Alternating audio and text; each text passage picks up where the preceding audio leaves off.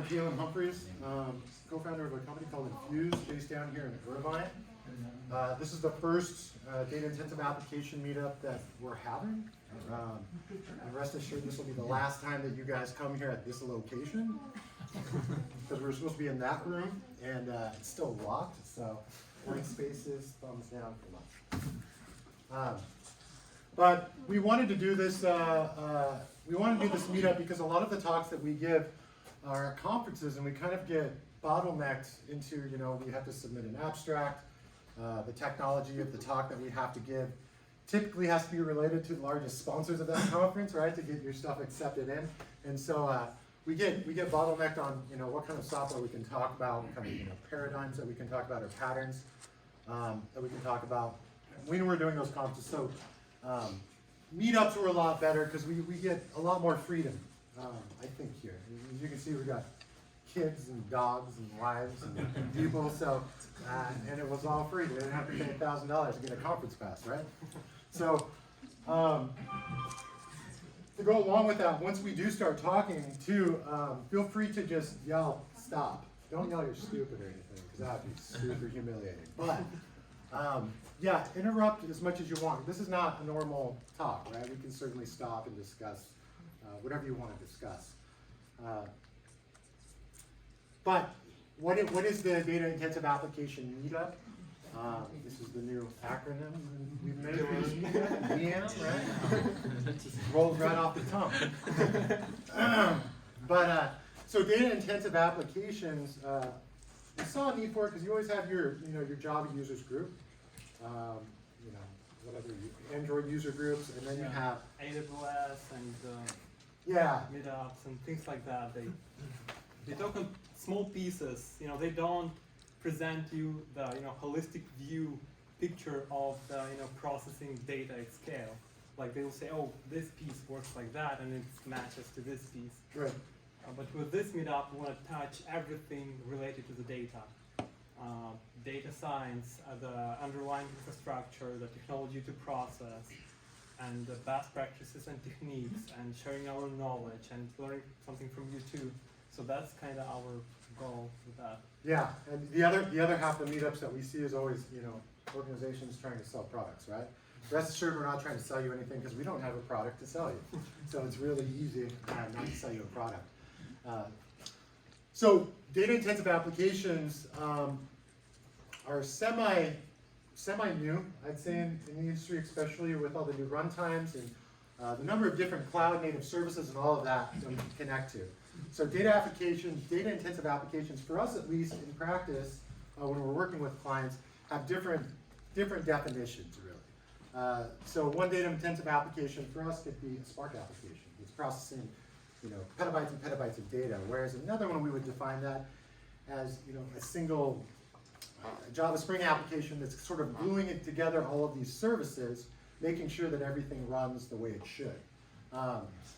We're going to be talking a little bit more about that in event-driven architectures, and that's kind of the basis for event-driven architecture. I'll show you the example of, we're going to talk about, different pieces, and then I'll show you actually the example of the architecture. We actually designed it for one of our clients with Galen a couple of years ago, and it's successfully working in production, and they are copying within organization, not the whole pipeline, but okay, I'm gonna talk.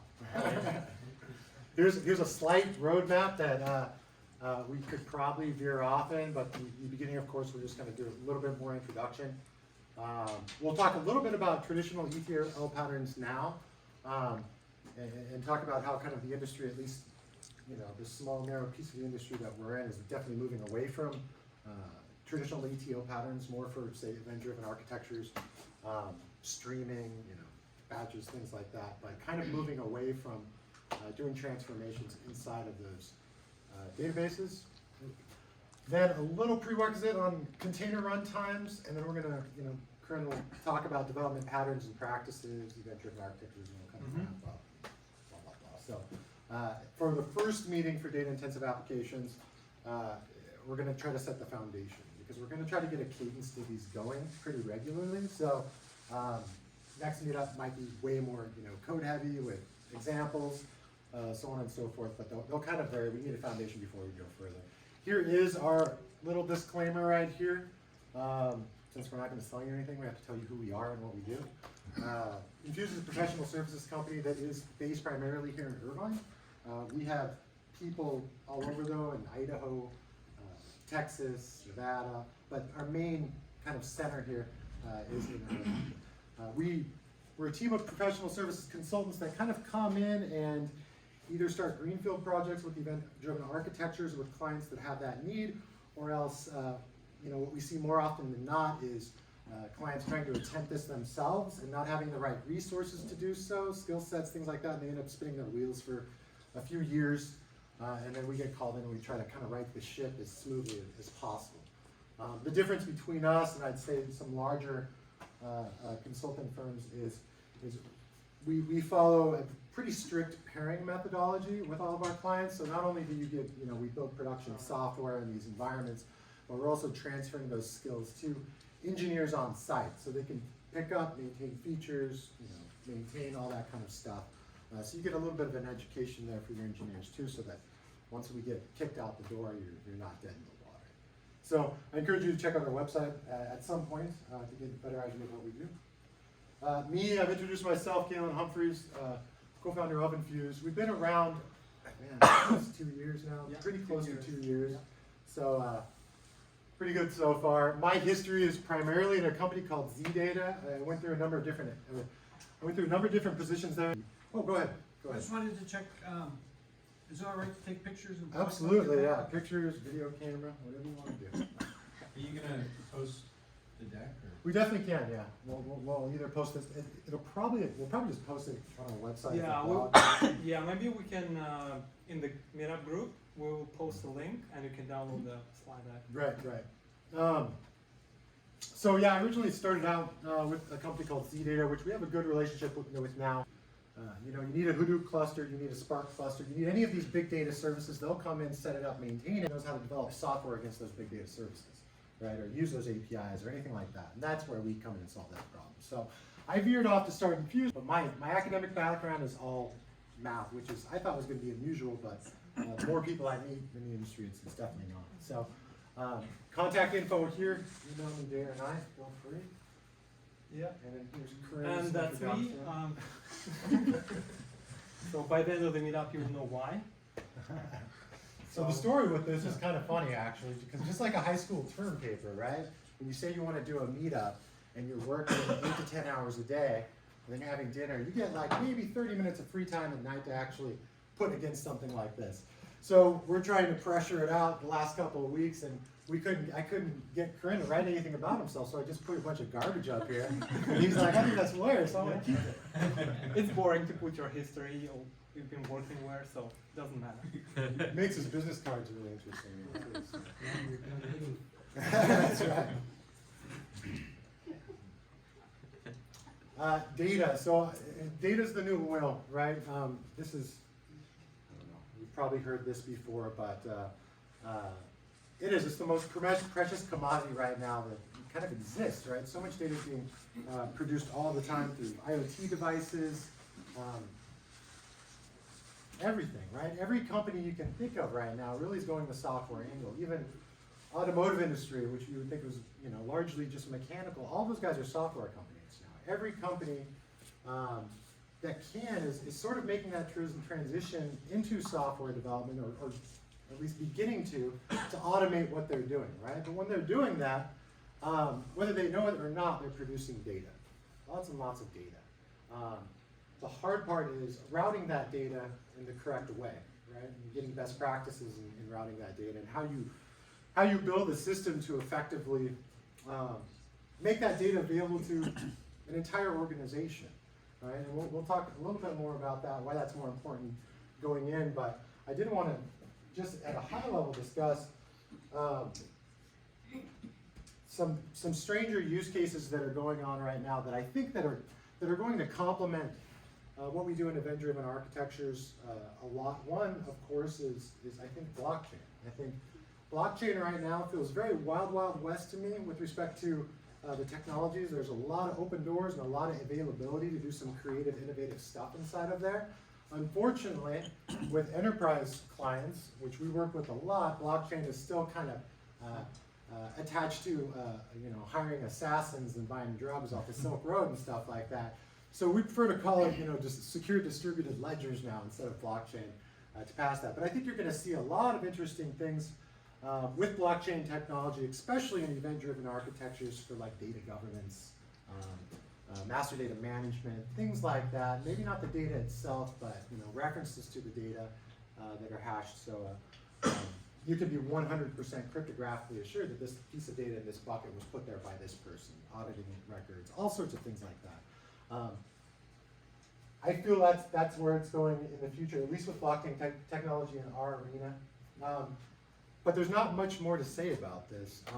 All the companies we work with right now are data companies. That's the reason we're there. We're not hired on as full stack developers. We don't create, you know, web apps or anything like that. We're completely back end, and we work just with raw data. And usually the clients that we work with are curating that data from a number of different data sources, putting their magic transformational touch into that data, then repackaging it at different tiers to sell on to other businesses, right? Banks, healthcare, that sort of thing. So a lot of it is B2B with us, not a whole lot of B2C in our arena. Yeah. So data intensive applications themselves, this is the reason that term even exists, is because data is the thing. Yeah, because if you may or may not see, the companies right now don't really care about the processing piece or like business rules you apply to your data. They care about the data, because the data what drives revenue, understanding better the customers, winning the, you know, elections. So all these things, all these powers gives you the data. So that's why it is important, and that's why it is right now. You see everywhere on the, you know, social media, data is a new oil, because a lot of companies realize it, like I would say, like maybe 10 years ago when there was a rise of the big data, because they accumulated for those years so many data. Now they have to process it. Somehow they need to make a sense, and that pushed the given impulse to create all this new technologies, all the frameworks and things we're going to talk later on. Even in the past, I mean, with waterfall development, right? For, you know, app development.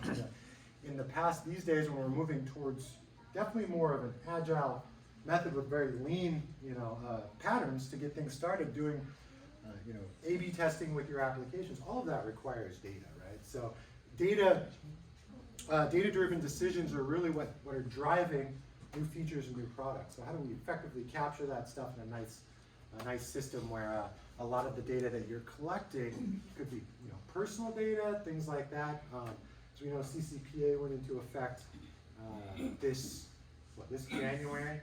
I haven't seen the government make any examples of any California companies with CCPA, but you can guarantee that's probably on the Give them a few months.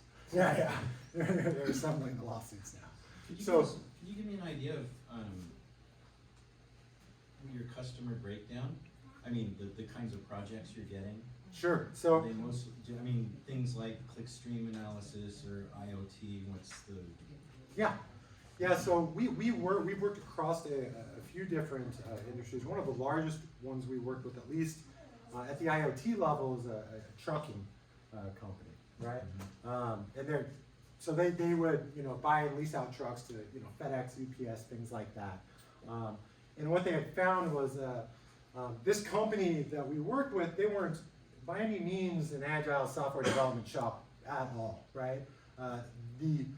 The software they were developing at the time was pretty much for their 24/7 operations center for their drivers to call in after the fact. We broke down in the middle of Wyoming at 2 in the morning, they'd call that number.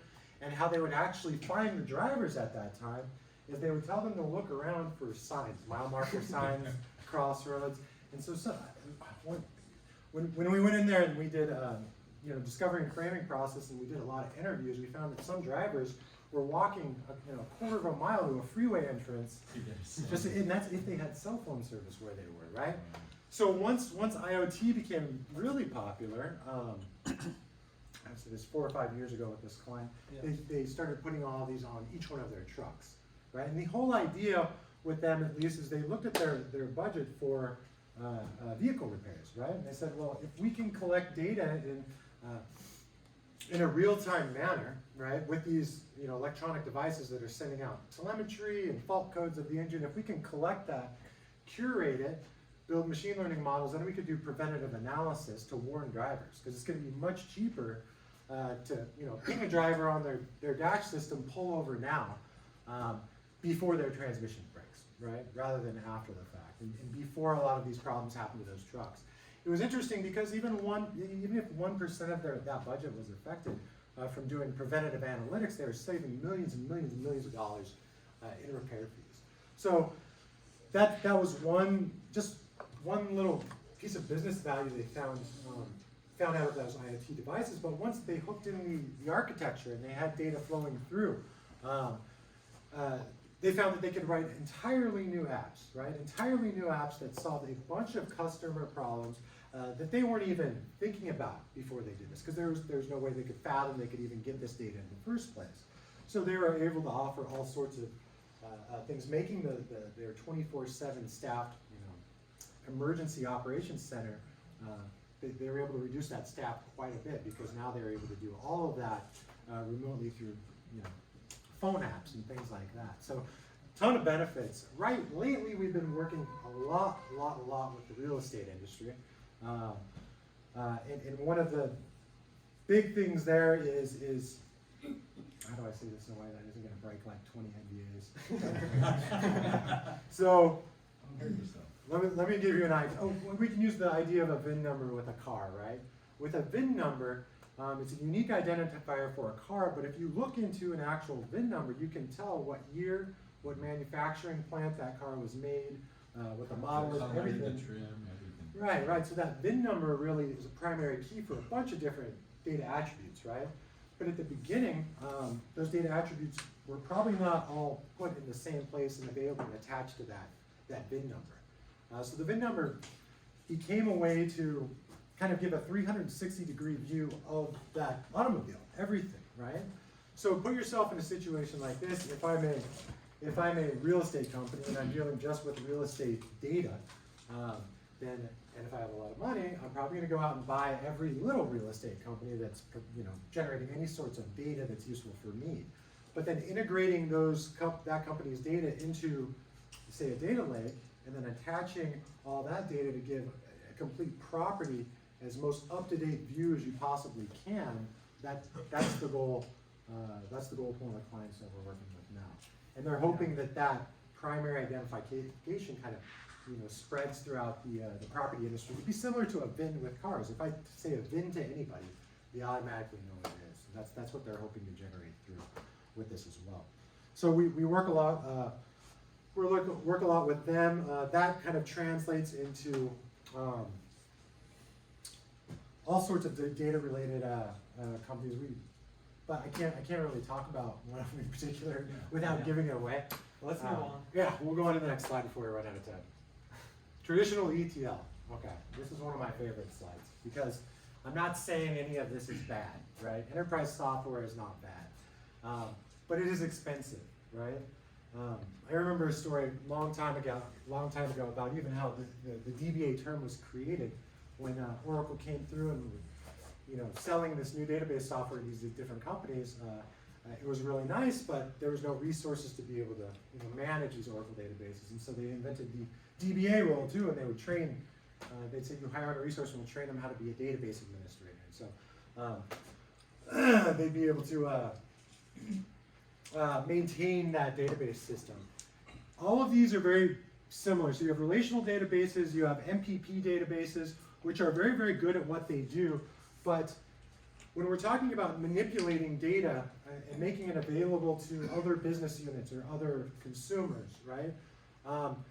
If our sole repository for this data is any one of these systems, and we're kind of locked down by what kind of transformations we can do with that data from within these systems, that's okay to start, right? That's okay to start. If I'm a startup, I'm probably going to build a monolith application until I get to the point where I have to scale out to say microservices, right? So if I'm a startup, I'm probably going to go with the easiest, simplest solution to get me off the ground going as quickly as possible. But after a while of having any one of these guys and having data engineers working within these data repositories, making transformed data available to other people through views and tables and things like that, what you see is a pileup of scripts, right? A pileup of ETL code, bunches of SQL queries, right? And lots of times those scripts can be very proprietary to the data repository that you're working in. In the beginning, that's not bad, but 5 years down the road, when you're like some of our clients that have 5,000, 10,000 ETL scripts within any one of these databases, it makes it very hard to get off of those, to quit paying those licensing fees, right? The bigger your instances, the bigger the computers you need to be able to process more and more data as you scale, the more those license fees cost. And then you're stuck in that ever-evolving loop where you can't get out because you need to hire new people to actually refactor a lot of that into a different, more isolated way, which is exactly why we exist in a number of purposes. So this is what this looks like. We see this with every new client that we go in and we do the discovery process. Is that video playing? Yeah, I guess everybody's seen I'm it. sure everybody's seen this, right? Yeah, this is one of my favorites.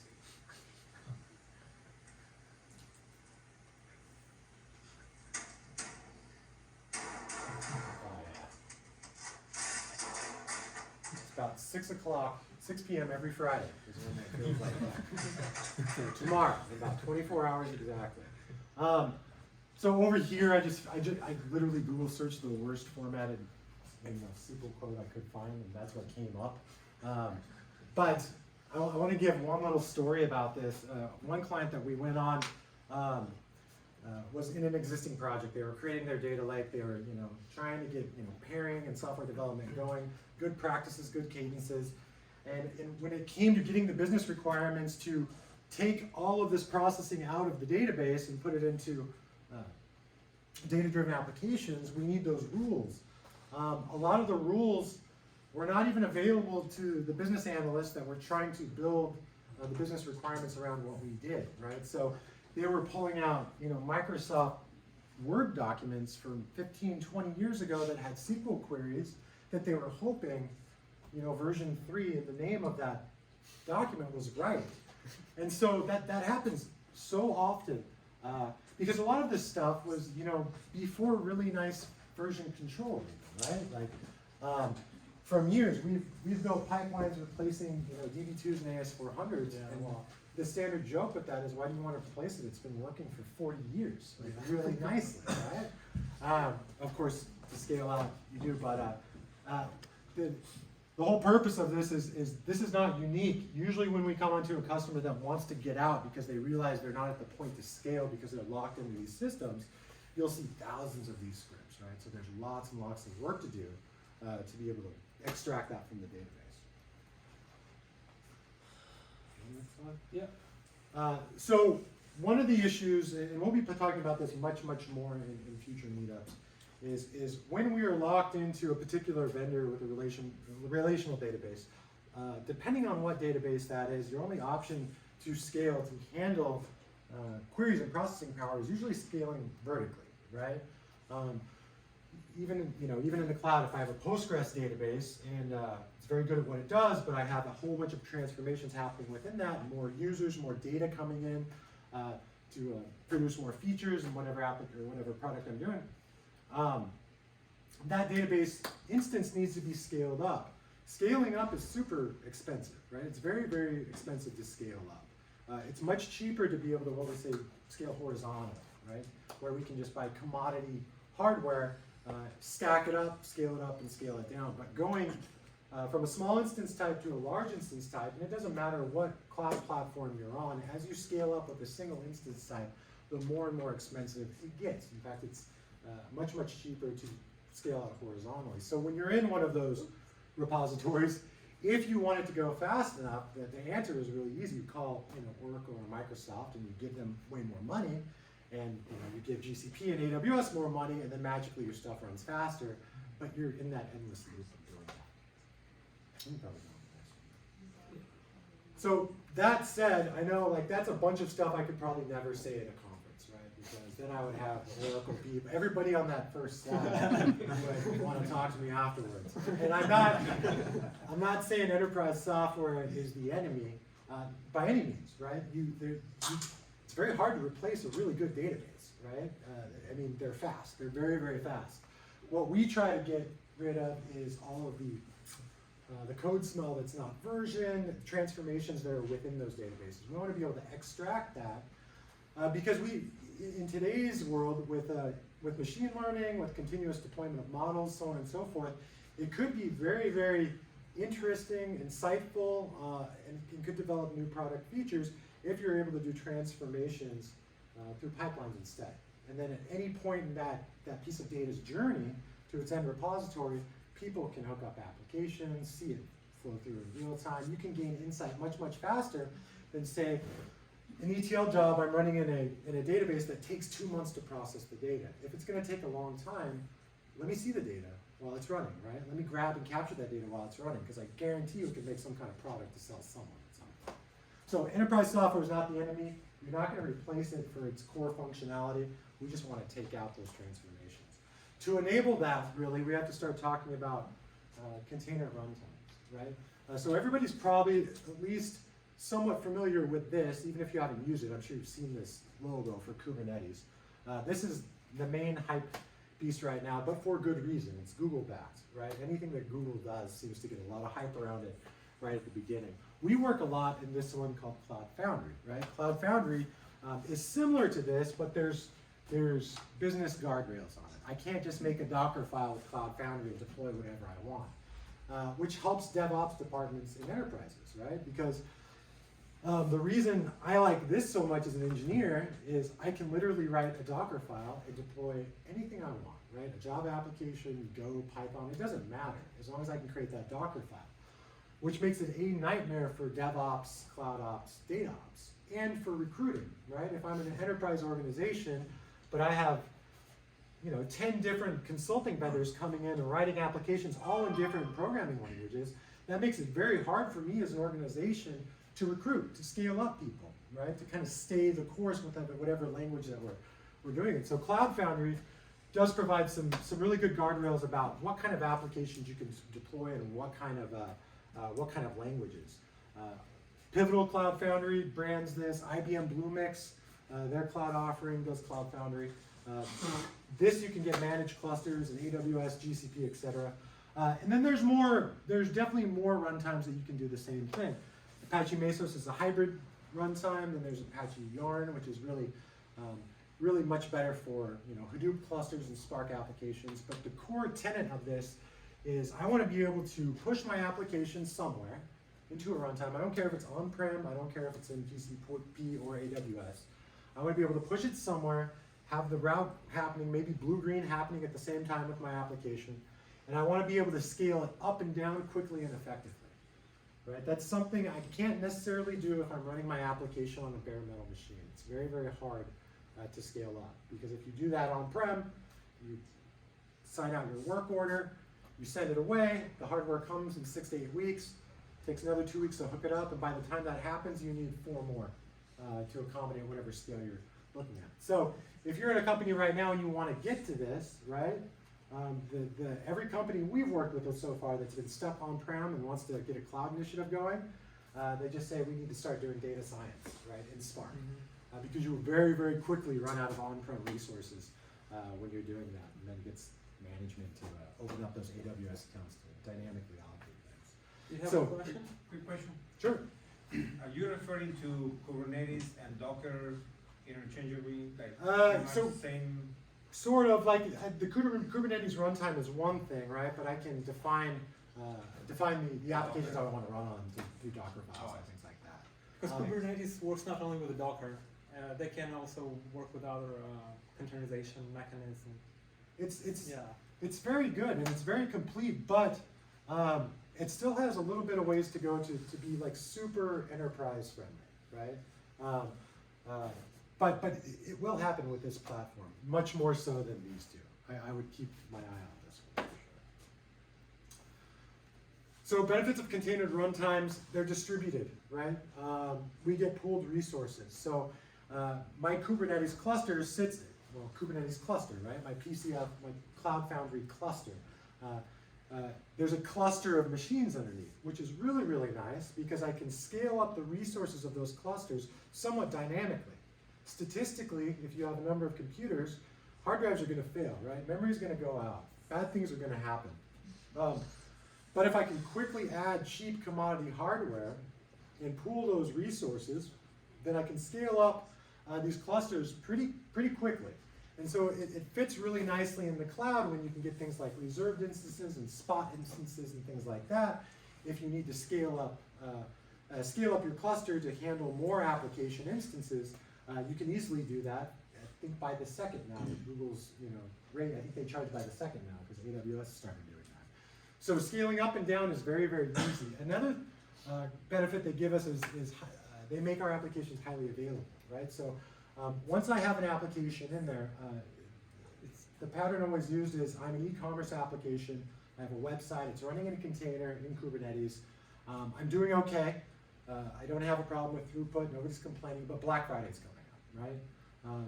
Black Friday, I know I'm going to need more instances of my application to accommodate the traffic. In a container runtime, you can scale that guy up very quickly and then scale back down the next day. Or you can have metrics for certain thresholds that will do that automatically for you, right? Which is really nice. Again, something that you can't do very quickly with on-prem bare metal. They're all scalable horizontally. You get application scalability. Industry adoption is definitely going this way with these containerized runtimes, and they do have hybrid options, which is extremely interesting. So Google Anthos, if you guys haven't heard of that, it's the ability to take, say, my cloud Kubernetes cluster, my on-prem Kubernetes cluster, any other Kubernetes cluster, AWS, Azure, whatever, and I can hook them all up so that all my applications talk together. And so why is that important? Because you can see the industry going towards, if I need to scale up an application, at that moment in time, scaling up, AWS instances may be cheaper than GCP, right? Or vice versa at any point in time, or Azure, right? So you're definitely going to get to this place in the next 5-10 years, maybe sooner than that, where that should all be connected together. You should have some kind of overlay where when you do need to scale up an instance, it'll take maybe 2 from AWS, 1 from GCP, automatically route everything together.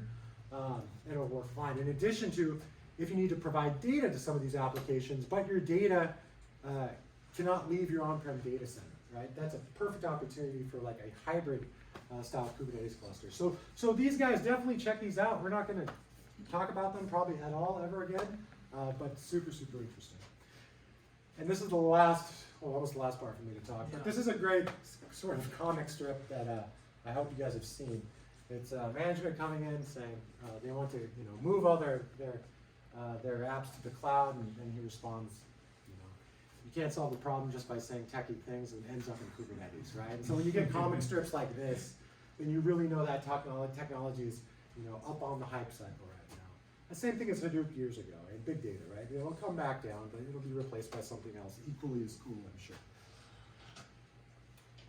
And lastly, at least for my part, is the reason I wanted to talk about container runtimes in the first place is that's how we drag all those crazy scripts out of those Oracle databases. That's how we drag all those ETL processes out of SQL Server, et cetera, et cetera.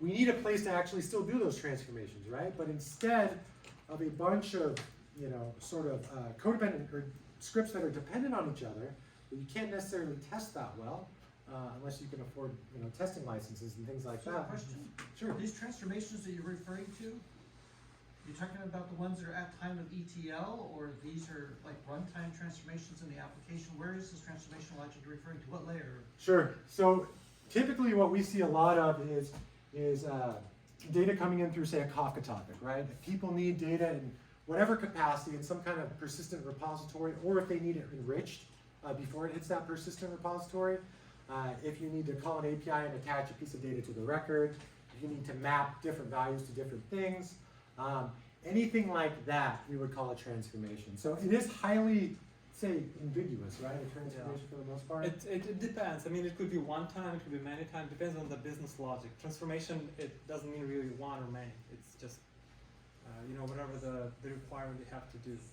Yeah, we're just sort of just mimicking what those database scripts used to do, but we're breaking them out into individual applications so that people have the opportunity to hook in real time in between each one of those transformations to possibly glean insight out of that data as it processes, instead of waiting until the database processes it into production paper or something. I'll talk a little bit about Yeah, that. Corinne will get more into that with you especially. You've said ETL about a dozen times. And that's used vaguely too, because I mean, these days it's, ELT Right. is the way people are going. yeah, we don't tend to necessarily extract the data first, transform it, then load it back in. And the benefits it's- of ELT kind of solves some of the issues you've been discussing, right? I would- Performance. Yeah, you know that I mean, if it's you're dumping all your raw data into Staging. pretty cheap data lake, I mean, it's getting cheaper and cheaper, right? Yeah. A lot of companies are just saying, let's just keep everything. We don't know what the heck we're gonna do with it, but let's just keep everything. Yeah. And then once you have that, it's usually pretty wicked fast to use SQL to transform from, say, an ODS style data lake into your data warehouse, it's right? I The- mean, yeah, that- SQL is It pretty is wicked flexible, fast when and you're this talking about- language that understood by most of the developers, software, the data science, and business analysts. The problem is, you see, when you have a simple transformation, that's good. What happens when you have 200, 300, 400 business rules you have to implement within this transformation? And additionally to that, think about the team which have to support it. You need to fix the bugs as it goes. You have to add additional features, and so on and so forth. It's very hard to do when you have this monolith one script written everything inside it. Mhm. It's very hard to support, and I don't know how many pipelines like that we rewrote for our clients. A lot. They're getting rid of this, this approach, because again, as I said, it's very hard to maintain, hard to develop, and very hard to, if you want to change something, if new government, some regulation comes in about the data, you cannot store, SSN or anything like that, other type of data. Now you have to dive into the business requirement that you have there, and then you have to strip this piece of data, or you have to route it to something else, to secure storage, to some regulated one, and this is not easy to do. And example that we're building pipelines, and then we sync it somewhere, and then there is client-facing applications which will consume this data. So whenever the client asks us to change something on the pipeline side quickly, 1-2 days, if they ask somebody to change on the client side, client-facing application, which is the old one app, similar you described, they say no, it's not possible. It's going to take 2-3 weeks to analyze, and then a couple of weeks to implement.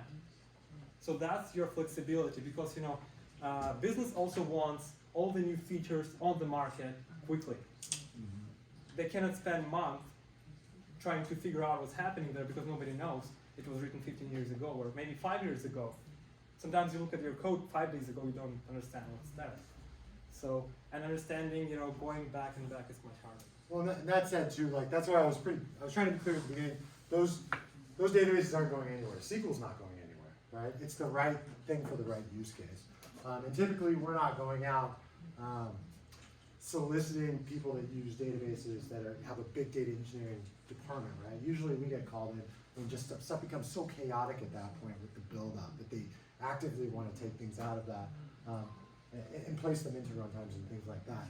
But I mean, SQL itself, there's a reason why every big data service has a SQL-like language, right? Because it's universally sort of known. How do I say? It's much easier to transition into using those things like BigQuery and Hive for data engineers off the bat. It's very SQL-like. I have one more question. Sure. No problem. I'm sorry about this, because it is a very confusing space right now. Sure. Right? On your screen about ETL with the major vendors, I noticed you didn't have Postgres. Oh, Postgres, no. Probably just because I couldn't fit it out there. Okay. Because that, to me, it's starting to become kind of a game changer. Oh, Postgres is fantastic. Yeah. I mean, it's becoming much more enterprise ready, zero license fees. Yeah. It is. And the other complication that you haven't touched on is the multi-model platforms.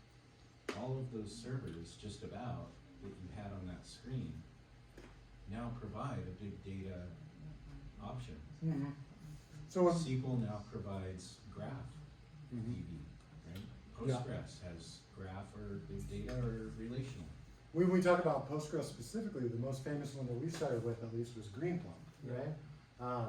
That got bought through a number of different companies, but super effective, right? And there are definitely use cases. We have clients that we work on these architectures with that push all this data to Greenplum, right? We push data to things like Vertica and things like that, those big MPPs, right? So Yeah. those aren't going anywhere. Yeah. Either your MySQLs, your Postgreses are only going to get more popular, right? Especially for different kinds of MVC applications within these runtimes themselves, right? They're going to get more popular. Well, Postgres, I mean, like Greenplum data warehouse is built off the Postgres, and the famous AWS Redshift, it's built actually on top of the Postgres too. But again, this is a data warehouse. It is not your flexible pipeline where you can mix and match, and then I will show you the architecture later on, and then you will be amazed the variety of technology we use, because for the problem you have, you need the right tool. It's not that, okay, if you go to any of those vendors, you say, I have problem this, use our product. I have problem this, use our product. The answer to all the questions and problems will be their product. It's always a hammer. Yeah. So what we try to do is mix and match. We never say that only this gonna work, this not gonna work. It's always depends, and you will have to mix and match, and that I will show you later on. Well, and the most common use case, especially with our clients, is make it work with this, right? People have Oracle license for the next 15 years, right? Like those, you want to use those. You don't just want to give them up. So, we've had pipelines that have had to push data to AS400, right? Yeah. And then, I mean, it is like a fire hose going in after a while. But as far as transformations, transformations to us is anything that manipulates that data in any way, right? We consider raw data our source, whatever's provided to us or whatever we grab. Any modification of that data whatsoever, even if it's adding metadata for data governance, any modification is a transformation for us. The reason we like doing these transformations, or the reason I like doing these transformations within applications inside of container runtimes is, as an engineer, I want everything super, super testable whenever I want it tested, right? I've had pipelines that I can end-to-end test on my plane, on my laptop, using Docker Compose all the way through, right? Not to say you can't do that with databases, right? You certainly can. Yeah. But the ability, at least for us, to be able to route data to one place, have people consume, in real time as that data is being transformed, and then routing it off to different business units, manipulating it or transforming it however they need it in real time for their data repositories, which are always usually SQL databases because the client-facing applications are always hooking up to those views. We just get a lot more flexibility, especially if we need to, say, add a transformation in the middle between two applications to have more functionality. It's easily we can do that. But I like the testing ability of it, and I like to be able to scale these up independently of each other. But in order to make that happen, it's super, super important, which is, again, always not always possible, right? But when you're thinking about data running through containerized applications, with, say, feeding it through a backend service like Kafka, those applications have got to be as idempotent as possible. Because any little thing, whether it's grabbing from an API or a REST API or something to enrich the data, everything that data touches throughout its lifetime of these pipelines has to be scaled, right? Or else it's an automatic bottleneck. We've been in a lot of situations where we do enrichment, but the data is fed through Kafka so fast that we'll end up DDoSing different services, right? We'll just send so many requests at one time, it just brings it down. So, you'll get more in that architecture. Corinne's going to take over, I'm going to take a seat. Okay. So Know your data, guys. So before you start building anything, any pipeline, any process, you have to first collect the requirements about the data. Now, what will going to be your volume? Is it going to be a stream? Is it going to be a batch? Are you going to have some bad data inside it? Some characters you cannot read? Like I had a very stupid situation where I was stupid enough to copy a string from the spreadsheet to my code, and then I was trying to compare, equals, and then it didn't match. But what happened actually, the string has inside it non-breaking space. So there's a just normal white space, and there's a non-breaking space. They look exactly the same, but when you try to compare, they're not going to match. So, so that happened too. Is it going to be a stream, or is it going to be a batch again, as I said, or maybe it's going to be some kind of a mix that in the end you will have to match those two together. Size will also matter for you. Frequency, is it going to be like continuous process and bounded? And then format, like XML, or is it XML, JSON? Is it coming like MQTT from your IoT device, or it's Avro? What about the schema? Does this source is able to change the schema, and are you able to support the schema evolution? So all these things are very important to think of before you start, because they will affect how you build your pipeline, ETL, whatever you call it, very greatly. And you will not be able to build the superior architecture and design if you don't know the answers to those simple questions. So that's about know your data, guys. And also to know that, as I mentioned earlier, with the new requirements and regulations coming in, sometimes you cannot even ingest the data. If it is some kind of, again, NPPI, personal data, or something like that, that you cannot leave a footprint inside of your organization because you're going to pay a multi-million fine for that. This is going to be, this is typical overview of components, how you build your pipeline. So on this side you have different variety of sources. It could be a file, it could be a real-time request coming, like REST. It could be your IoT device. It could be a database. So it doesn't really matter what's here. There is so many things that I don't even know. What is important for you when you build your pipeline is your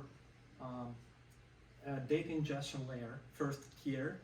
And by the way, as I talk, it doesn't really matter that it have to be exactly in the same, all the components mentioned here will be present in your pipeline, because some of the components will not be required. For example, if you are reading from the message queue or Kafka topic or Pulsar, then your data ingestion will not be needed. You will start already from the collection here. So it's kind of situation mix and match. So data ingestion, collection here, processing, analytics, and then permanent data store. So I'm going to talk about each of it in detail, and feel free to ask questions. So the data ingestion patterns first. So you have several options, like request response. Yeah, you have your HTTP request coming in. You get the data, and then you process it, and then you successfully process, and then you respond. If it may be PubSub, like Kafka, yeah, or RabbitMQ, where message being produced, and then you read from the subscribed topic, and that's how you ingest your data. One way, it's a situation where the data is being transmitted, but it never waits for it to be acknowledged. Let's say your server sends stats of your CPU, and it doesn't really matter if it will miss one, because it sends like every second. Or again with your IoT devices, if one of the signal would miss, it doesn't really care. So depending on whatever your situation is, it might work for you one way. Request acknowledge. So this is similar to the request and response. it's a little bit faster because as soon as you receive the request, you acknowledge it. Because the sender don't have to wait for your to process, and then you have to respond that yes, I processed, I stored it somewhere, everything is good. Stream. So the stream is open communication channel, and then data coming in. It might come out, it might not. So the stream will be different in that out of the other. Batch. So so the file, for example, the best example would be a file drops somewhere, and then you ingest from this file, and then you do your processing and do your magic. Or you copy this file to your from one staging location to another one. So that's going to be your example with a batch. So this is the patterns. Typically, there might be some more depending on your use case. What's the difference between one-way and stream? A one-way is that it's sent, and it will never receive acknowledgement. In the stream, you may or may not receive the acknowledgement because it is the open communication channel and the data coming in and out. Where in the one-way, it's one-way. It's some device transmits the signal, and Like fire and forget? fire and forget. Yeah. So IoT devices. Yeah, IoT devices, that are again, it's like the server comes to my head, the best one, if you're collecting some stuff. So your collection here, and why we need collection here at all, the first thing is it decouples your data ingestion from your data processing. So this is a middleware where it gives you this flexibility not to handle data right now. You collect all the needed data and then you process as you can, or maybe you process it as your resources available, or maybe you need to wait for whatever reason. So this is flexibility with the collection here, and then delivery semantics, as you may heard or not, that so you have at most once, at least once, and exactly once. So with at most once, when your producer sends a message, it will send it at most one. And then in this situation, what can happen that you may lost the message. At least once logic is at least one message will be sent to your collection here. So in that case, you will not lose the data, but you're potentially going to have a duplication. And then what everybody wants is exactly once. I want to send one message and I want to store one message.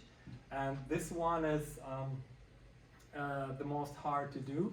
And providers like Kafka, they do this. And actually how they do it is that under the hood, producer have to send a lot of messages. They make sure that message is transmitted a lot of times. And every message and every producer have ID. And then broker side, when a broker receives a lot of messages, let's say he will receive 2 messages with same ID from same producer, then it will deduplicate on the broker side. That's how Kafka achieves the exactly once.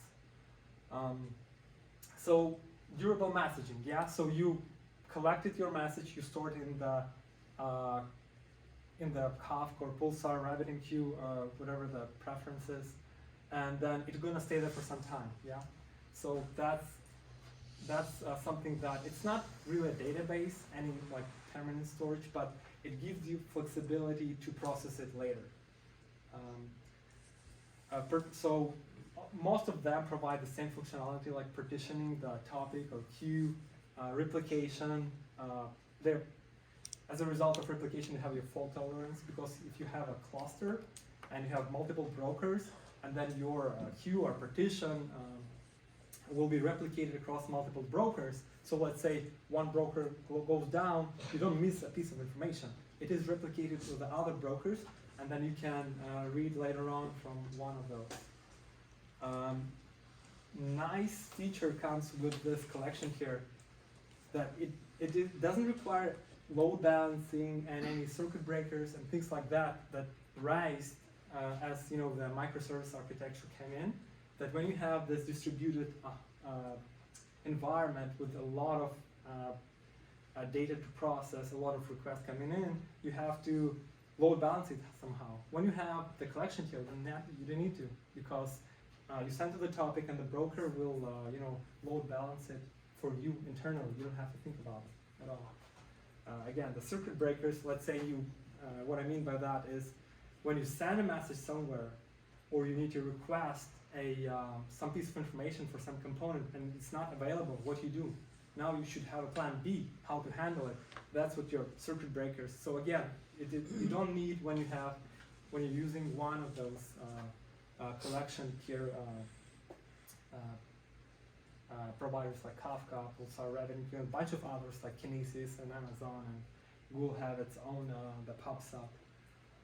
So that's about the collection here, and it's very important. That's why right now you hear more and more about this Kafka, event-driven architecture and things like that. That it is a very powerful concept, and it really makes your application flexible. Okay, so the next here is processing and analytics. So here, again, this is not the whole list. There is much more the tools that you can use. Spark, Flink, Storm, this is a kind of more used in the industry. And that kind of typical architecture, it's not the exactly, but typical how all of them are working. They will have some kind of application driver, and then they will have task or job manager, and then going to have different worker nodes where they will distribute the data across different worker nodes so that they can process data quickly. So all the big data, basically tools, they follow the concept divide and conquer. Yeah, you cannot, it's very hard to crunch one huge file. It's impossible. What they do, they break it up and then assign these small pieces of data to process to different worker nodes. So so that's about the overall architecture. You see too that one thing in common throughout all this is distributed workloads in clusters, right? From Spark to Kafka to runtimes, everything is a cluster now, right? Yeah, That's what gives you that nice durability of your data. That's why S3 can claim 11.9's durability, right? You can only imagine how many instances really are behind that to be able to make that claim. Go ahead. This is a beginner's question. I don't see Hadoop there. Is that because it doesn't apply to that slide, or is outdated? It is, as I said, it's not a full, you can use Hadoop MapReduce to do your processing, but it's really kind of, as of now, is not really used by the companies. If you have Hadoop, you'll typically use Spark or Flink on top of it. Oh, on top. Yes. Oh, yes. I see. And really, that's what we actually talk about the container runtimes, because Spark, Flink, and I think Storm, they all can run on the Kubernetes. Kafka, Pulsar, all the messaging brokers can run on the Kubernetes. You don't need your Hadoop cluster anymore. You have one Kubernetes cluster who can handle, you can run your big data tools, you can run your web application, whatever you need. It's a platform to build platform. Hadoop definitely kicked off the craze too. I mean, Hadoop was the main thing because MapReduce was revolutionary. You could run the same code, on petabytes of data. But the old joke back then was, submit your job and then go get lunch and a cup of coffee and then come back and hope to God you don't get a runtime exception, right? It's very easy to explain Spark to a lot of people that already know Hadoop because it's pretty much the same thing. It's just all in memory. It's just faster. So that earlier runtime we were talking about, or we had the icon of Mesos, Spark was actually a project that started in Mesos and then it got extracted and open sourced that way. And one of the reasons why Spark is so much more popular than Hadoop now is because the MapReduce processing within Hadoop was all disk-based, right? So you had to, that was always a speed bottleneck, was that disk in memory. It's much faster. But the big chunk of Hadoop that was, I would say, even the most more important part was HDFS, right? The distributed file system. But even that now has kind of gone away because it's much cheaper to push data up to S3 or Google Cloud Storage or Azure Data Storage too, and it's probably way more durable, right? Unless you had this requirement where you had to have your data on-prem for some kind of security purposes or something like that. Yeah, so the processing, which is really a meat, and where most of the transformations and filtering and enriching of your data will happen, and then that's where you need more flexibility to develop. And so you can do the data modeling, like in the Spark, data modeling is awesome. I can ingest any kind of file, basically, JDBC, fixed length file, Parquet, Avro, whatever you think. I can ingest whatever the schema they have on the file, I ingest it. But then, once it is in my Spark, I can model data how I need. I can transform to the different schema. I can, yeah, go ahead. You have a How question? about ingesting unstructured data? Have you worked with like AFP files and that kind of stuff and trying to parse it apart into meaningful data? You see there is a lot of different old files that may or may not work with Spark or any modern processing engines. So not really sure if they do work with it or not. I can talk a little bit to that. Sometimes normally when we think of Spark, we always think of like CSV data. Typically we think of like CSV data to take that data into a data frame, which is pretty much exactly the SQL table, right? However, with Spark, just doing high performance computing is super popular too. It has nothing to do with sort of CSV data. We've had clients before where they have written their application, say it's a C++ application or something like that, and now they want to be able to deliver that offering to clients on demand to process workloads of any size. That's very difficult to budget out for when all your stuff is on-prem. So usually, at least that specific client, we came in and we just distribute the actual engine to all the different nodes. So as soon as a node spins up dynamically, or a worker in Spark, it's already got the engine inside of it. Then the application itself, from the driver to the workers, just uses a Java native interface to use that engine behind the scene. I guess my question is, have you ever ingested, I guess modern day would be like video feeds, photographs, sound? Oh, I've never been on But a it has no structure, but you can derive data from it as it comes through the pipe, right? Yeah. It requires a lot of processing that I don't think these tools are capable of right now. Yeah, I don't know. I mean, I guess the best person to give an answer for that would probably be a data scientist, right? Because the clustering techniques and actually finding out feature sets to model things is really, really popular with Spark. I've just never been an actual use case where I've had to do that, so I'd probably be lying to you if I gave you an answer. Yeah, so what else comes with nice things comes with those processing engine? Your data getting sharded, partitioned. As I said, it's very hard to crunch the data one file or a lot of, maybe you have a huge volume. What you're going to do for it, you're going to shard, you're going to partition. It's going to, if you say like you have 10 terabyte file and then you have 10 worker nodes, it's going to say, hey, 1 terabyte for you, 1 terabyte for you, 1 terabyte for you. So it's going to split the data, it's going to partition. It's going to do automatically, you can do manually if you need to. And then once you do this, the next thing comes in is your distributed parallel querying and processing, so that now you can easily and fastly do some queries if you need to do some transformation. You can filter data, whatever you need to do. It's much faster and easier to happen. Logic decomposition again. So you can in steps write all the transformations, whatever the business logic required to do. It's really easy. You can write in an understandable way, and then later on, once you wrote this, it's much easier to change it, to maintain it in the future, versus like again your standard huge SQL script. So because it's written actually in an understandable, human readable way. So the last year will be your storing your data. So you have, Yeah. a lot. Plus all the first slide too. Yeah, so there's a lot of them. Again, depending on your business use case and requirement, you're gonna store on one of them. So I put here as you're storing, you'll see here like Kafka and Pulsar, which are messaging brokers. Right now, they are stepping into the area of permanent data storage, tiered storage. You know, if you maybe heard like Kafka rolled out recently. So you can now permanently store your data. It's not going to be like a 2-3 weeks time. So those two provide permanent storage, and underlying they use cloud providers like S3 or GCS.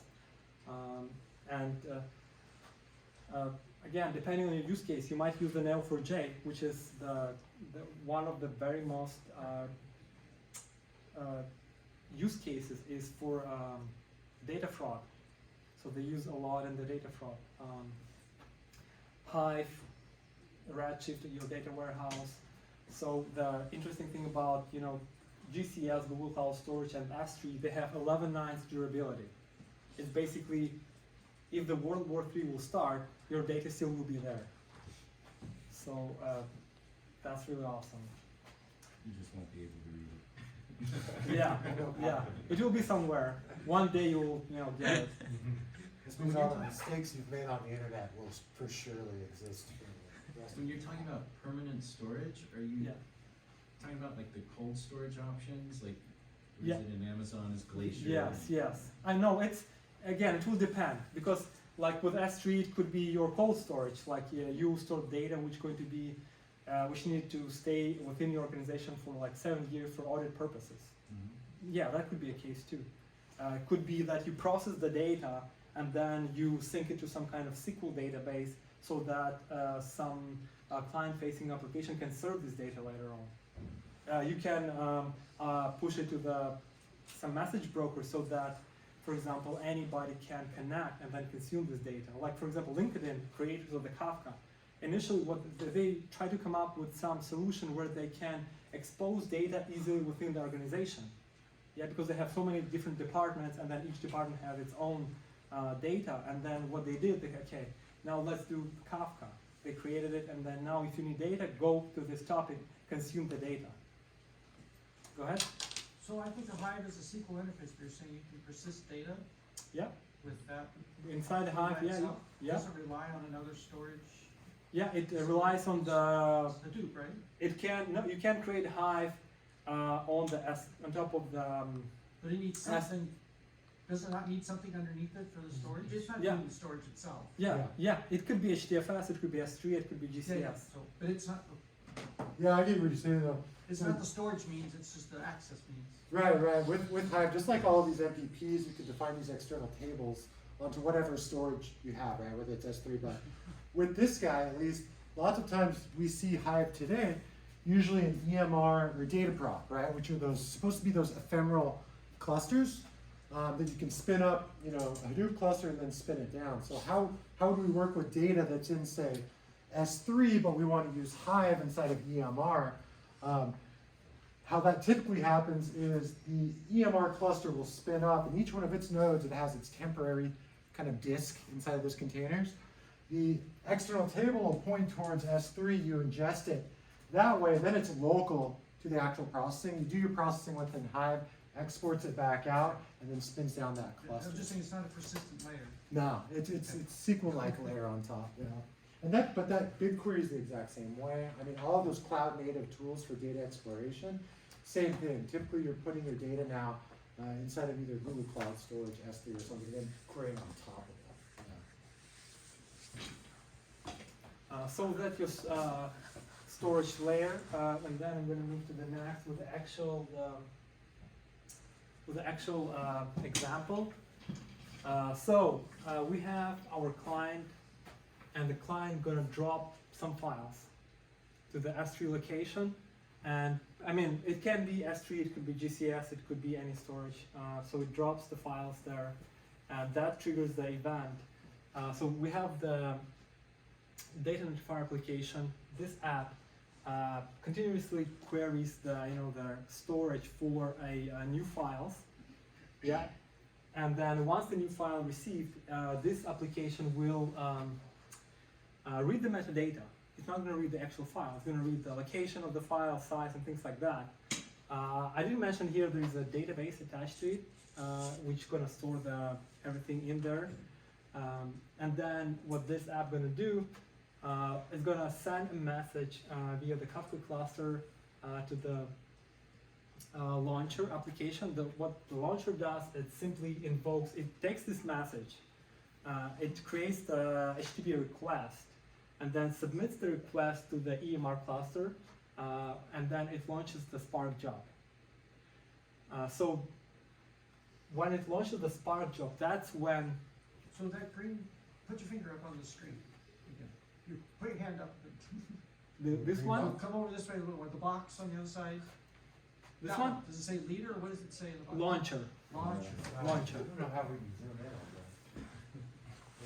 It's tiny. Yeah, so that, again, those apps are Java Spring Boot applications. Maybe hold the control key and scroll up. Control, scroll up. Oh, God. Yeah, no. Oh, no. Not, maybe you're holding the command stick. It's, Galen, try Control Plus. Control, control.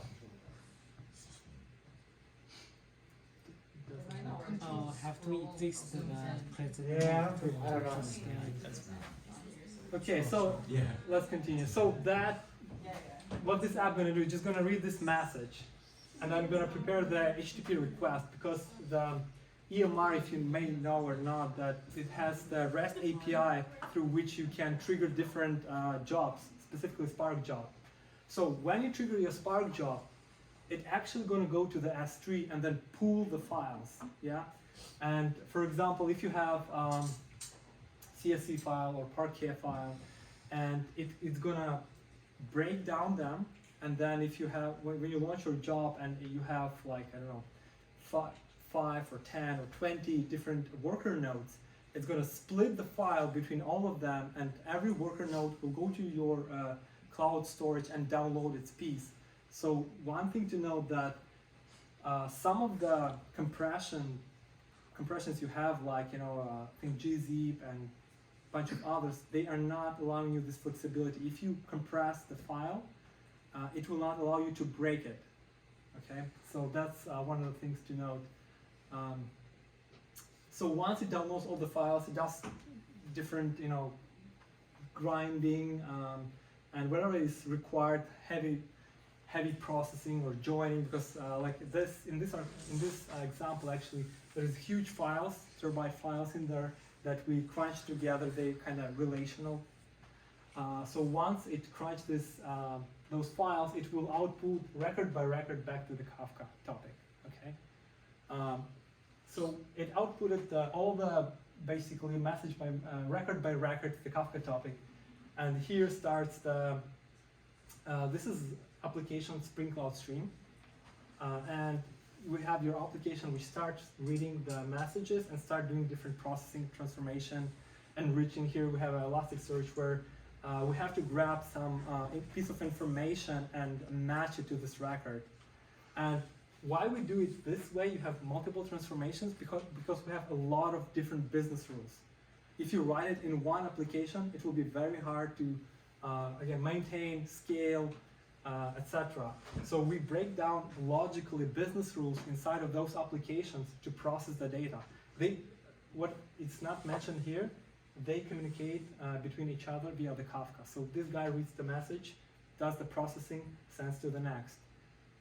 So the next transformation picks up the record, does its own thing next, and so on. So during the processing, what happens also is that after each transformation, the message will be sent to the pipeline lineage topic for lineage purposes. Yeah. So at every step, you will know which kind of transformation was done and what is the state of the record at that point in time.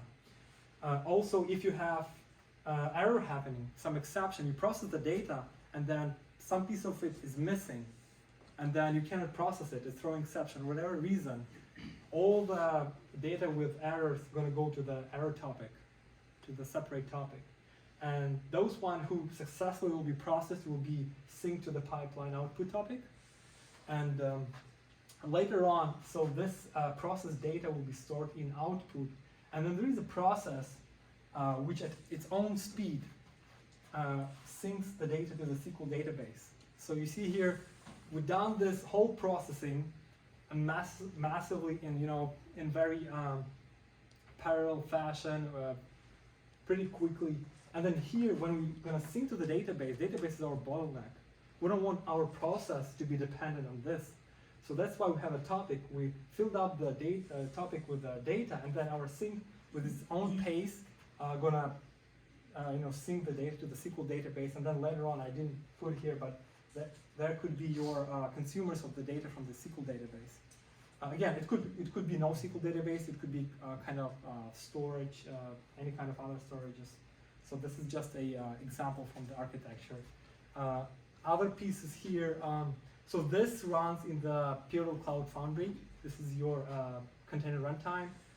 All those apps running in the PCF again. So you can independently scale every piece if you need them or not. Question, why is Elasticsearch in there? Why Elasticsearch? Yeah. We use it here to get some pieces of the data to enrich the data in the stream. Okay, so it's just another data source. that you Yes, just- yeah. We use it to grab some depending on what kind of record. We need to map something to the existing record, so we grab those pieces of information from the Elasticsearch.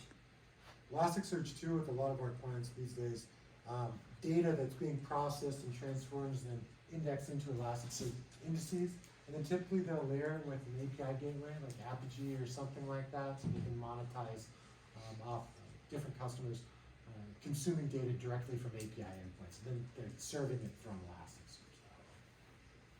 So you have your independently scalable EMR cluster. Your Spark job runs, does its job, and then it's killed, and then other can use the cluster. So you have your shared environment, which is much more cost effective rather than having again one huge server running and you have to pay for this. So shared environment here, shared environment there. You have also, so this process just syncs, and then here, what also we do, once we finish here, once all the data ends up in this output, we launch another Spark job, which reads from those topics, and then it saves, it actually creates the Hive tables in here, and then it also saves it as the Parquet file in the S3. So you have this flexibility of, if somebody needs right now ad hoc to do some queries on the data like QA or business analyst or anybody from the business, they want to have alternative reporting application rather than production database, they're going to look here and then do the queries as they need. Go ahead. So if I take a high level look at the diagram, it seems like the data's flowing through this, right? Yeah. It appears it's replicated in about 6 locations. Yeah. So if I have a petabyte of data, it's gonna cost me 6 petabytes of Yeah. temporary, there's a lot of temporary storage being consumed, but this is expanding the, Yeah, correct. So this is roughly like times 6, I don't know what, it's a multiplier, right? yeah. So first of all, when you come to expensive restaurant, you will pay a lot of So when you come to the big data world, you will pay for the computing and then for the storage. You will definitely pay, but Well, my point is you're paying for it multiple times with this. yeah. So that's why when you use some message broker like Kafka and you set your data retention, like week, 2 week, 3 week, and then data will disappear in this time frame, and then you process another data. You don't have to store all of it. You just you store it here and then you store it here. That's where the data will be on the weekly, monthly basis, whatever it is. It will be permanently stored only in this locations. But here in the middle, it will be gone after 1 or 2 weeks. Mhm. That's it. And the data retention time in middlewares like Kafka too is always time-based, right? That's what allows different applications to hook up and read the same data that different applications have already read, rather than kind of a publish-subscribe where you read your piece of data once from a queue and then it disappears forever. Data stays for a time frame. Another interesting thing about this whole architecture is you can kind of see it's coming from a batch kind of input here. People are dropping files, and then it's going into a stream, probably to more batch down here, right? So the obvious question is why all of this? It's like a bunch of confusion, right? For really a batch process. So why is that? It's because a lot of these clients we work with are trying to go upstream, right? So the data that's put into S3 is probably an extraction from a database somewhere, right? Yeah. Probably diff extractions, put into S3, then to process. But the next phase of that is going a layer above. Where does the database accrue its data? How does it do its joins to give that data in the first place? It'll go upstream, and then you'll see all of this, and this cut out. And then your beginning begins here. And that could be 2 more topics with another application that are then taking a data separately, joining it, going it through. But the idea is eventually on these phases, all these things, you're moving upstream so that you have a stream all the way through. Yeah. Does the data contain any state and feedback to say you finally finished, now you can go purge upstream?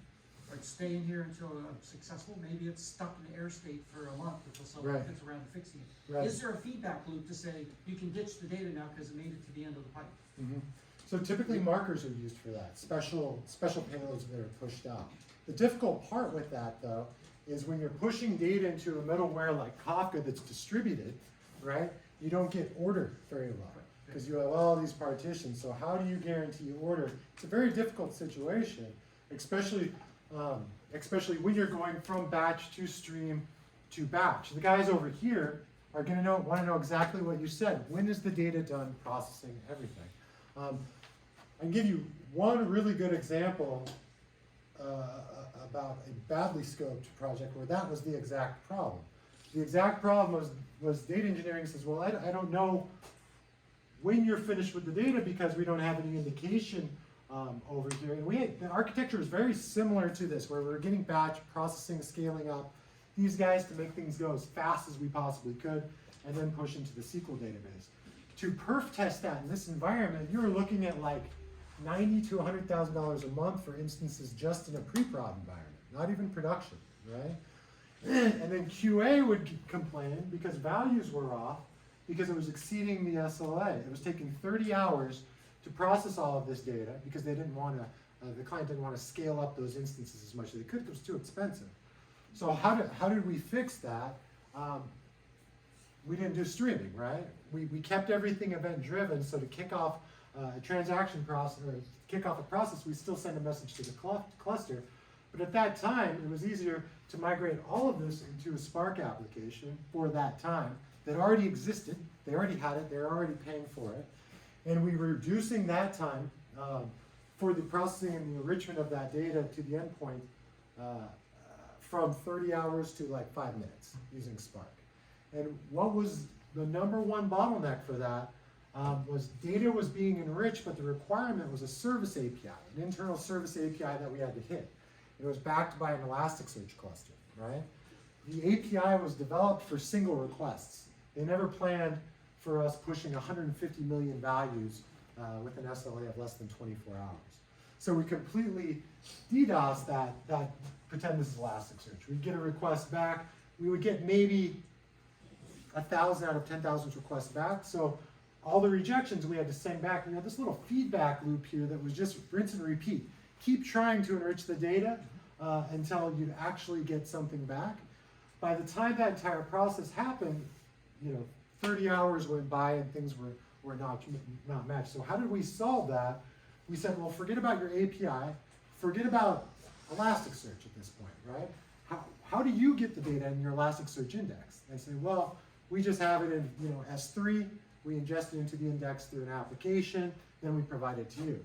So we said, strip all of this, be as lean as possible, create the one Spark job, ingest all of the data that Spark was ingesting for that Elasticsearch index, but ingest it into a data frame within here, and then we get those nice joins available, right? So an interim solution for that to exceed the the SLA they had wanted by hours and hours and hours with infrastructure that already existed was just a Spark solution, right? So that case meant the education between batch and stream wasn't so good yet. Everybody wanted to stream because at that time streaming was the new thing, right?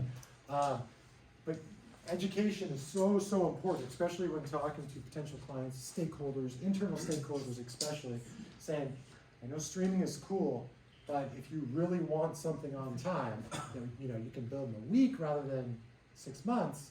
You know, you do as much as possible in something like Spark as you can. So it's always a give and take. That's the fun part about us, at least, is we're consultants, so we can complain as much as we want, right? Totally fine. Yeah, so other things to note that, you know, within the stream, you can add or remove components as you need. You need additional business logic, here you go, you add it. You don't need it anymore, just remove it. So flexibility is what we try to achieve all the time. And with this approach, we again, this pipeline, not completely, but a lot of its pieces being copied to other processes, other within the organization where we developed it. So they've been copied a lot, and it worked really well. Yeah, it's 8:31, so we do have to wrap up. Thanks for actually showing up, everybody. It's always kind of worrisome with a brand new meetup. You don't know if you're going to get like 2 people, and everybody's going home with multiple pizzas, or which still, please help yourself, take some pizza home. Or if you're getting a good turnout. So it's super cool to see everybody here.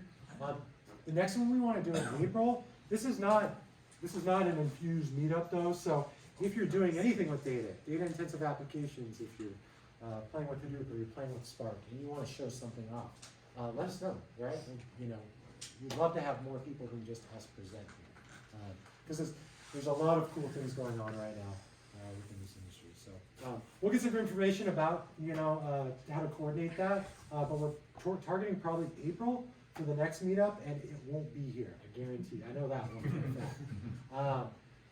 Again, our shameless plug here, we're hiring, so if you're interested in this kind of stuff and you want to do it for the rest of your life, hopefully, then get a hold of us. What's an anchor? Software industry. Technical anchor is a marketing term, right? So back in the day, it was technical lead. Technical lead typically, you know, was direction of the technical stack plus code reviews all day. Pivotal said we're going to, you know, make a technical anchor. That way they have to write code all the time through instead of just doing code reviews all day. Because clients didn't want to pay $400 now for a guy to just review that. Clients code all day. So, same thing. Code reviews are overrated. Yeah, who needs it? So this is open, and once again, thank you so much. Hopefully, I know we didn't get a lot very granular in this, but we should get an idea of, you know, what we do. And we definitely want to dive into, you know, exactly, you know, these applications in a very general way, so we don't get sued, and how to write these applications and things like that. So, awesome fun stuff. Thank you.